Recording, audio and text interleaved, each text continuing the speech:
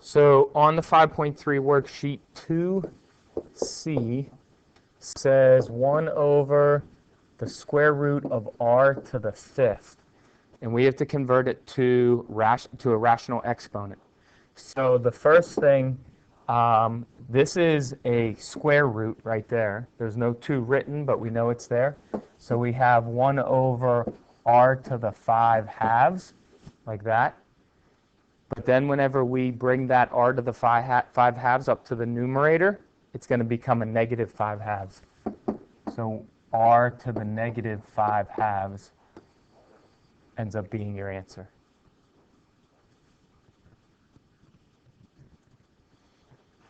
Okay, so number 3, part B, is 1 over the square root of x equals 0.77. So we have to solve this equation for x. So the first thing we want to do is convert it from radical form to rational exponent form.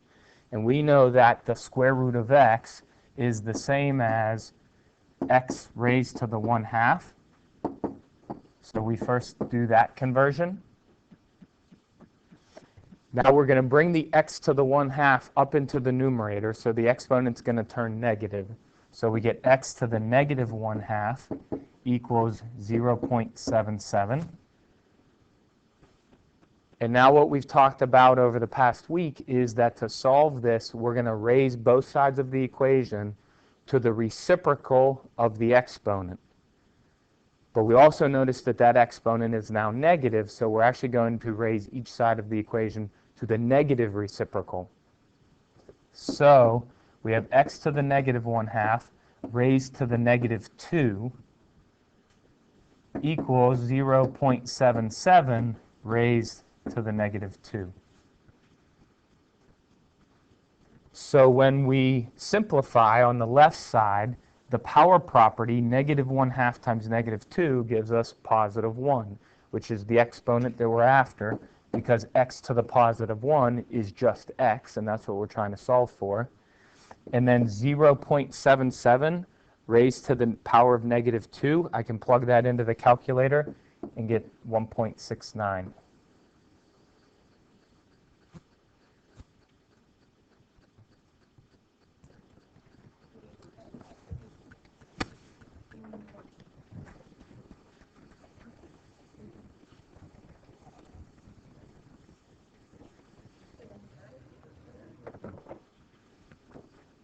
All right, number 3, part A.